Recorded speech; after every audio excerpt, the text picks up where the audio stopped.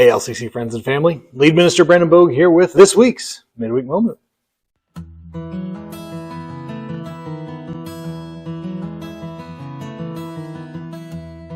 Well, this one might get me in trouble.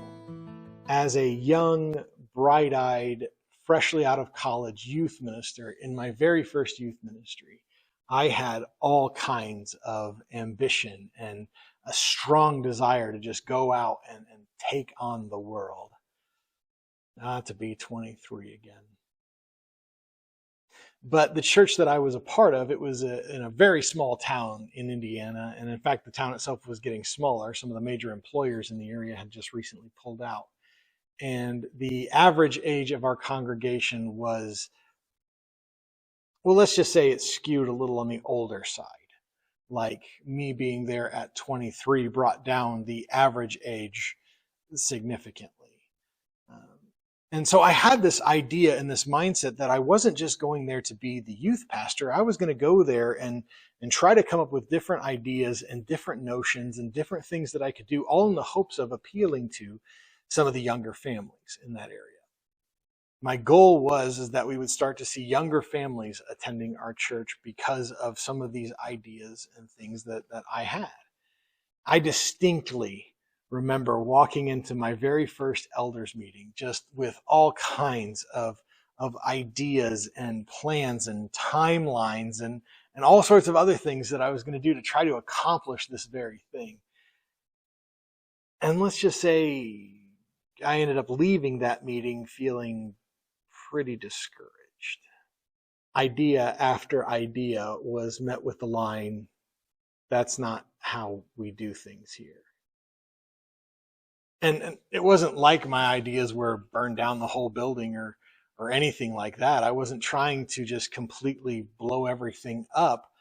They were things that would require shifting some things around on the usual calendar of events for the year to try to make some subtle changes to what we normally did there.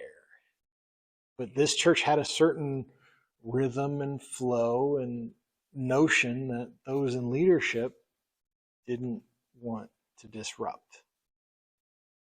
They didn't want to disrupt it because it was different than what they were used to. We are by nature creatures of habit.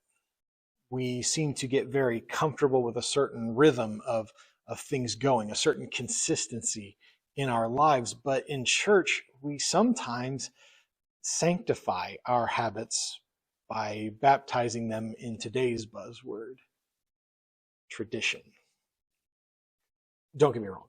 There's absolutely nothing inherently wrong with traditions and practices in the life of the church. In fact, I actually think those things are healthy and they're good. And I would even say there are some traditions that we in the church need to recapture. But where tradition can become problematic is when we value seeing these traditions met year in, year out over valuing our primary mission as the church, which is to lead others to Christ. But valuing traditions over everything else is nothing new in humanity. In fact, the Pharisees did exactly that a lot of the time. In Matthew chapter 15, verses 3 through 6, Jesus actually calls them out on a particular practice. The Pharisees approached Jesus about really wanting to know why the disciples weren't following what is ultimately a trivial tradition within their ranks. And Jesus decides to turn the question on its head. It says in verse 3, "He answered them, 'And why do you break the commandment of God for the sake of your tradition? For God commanded, honor your father and your mother, and whoever revives father or mother must surely die. But you say, if anyone tells his father or his mother, what you would have gained from me is given to God, he need not honor his father. So for the sake of your tradition, you have made void the word of God.'" Now what Jesus is talking about here is that culturally it was expected that when your parents reached a certain age where they could no longer take care of themselves financially, as their child, it was expected that you would be the ones to step up and do so, that you would take part of the income that you would have and apply it towards making sure that your mom and dad were taken care of. But the Pharisees developed kind of a workaround by telling the parents essentially, hey, what I was going to spend on you, instead I've chosen to give it to God. It sounds nice, it sounds holy, but it's not following on what God commanded. This tradition was a way to try to sanctify ignoring the commandment of God himself. They were valuing this tradition over what was more important, which was making sure that they were following the command of God and making sure that their parents' needs were met.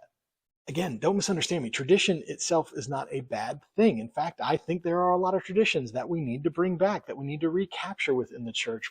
But when we value traditions more than following through on what God has commanded us to do, that's where we have the problem.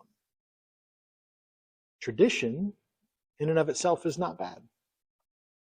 Choice comes down to whether or not following traditions is more important to us than doing the very thing that Jesus told us to do. If that comes down to that, if the choice becomes following through on the tradition or doing what Jesus commanded us to do, then it's time for that tradition to be reevaluated, maybe even removed.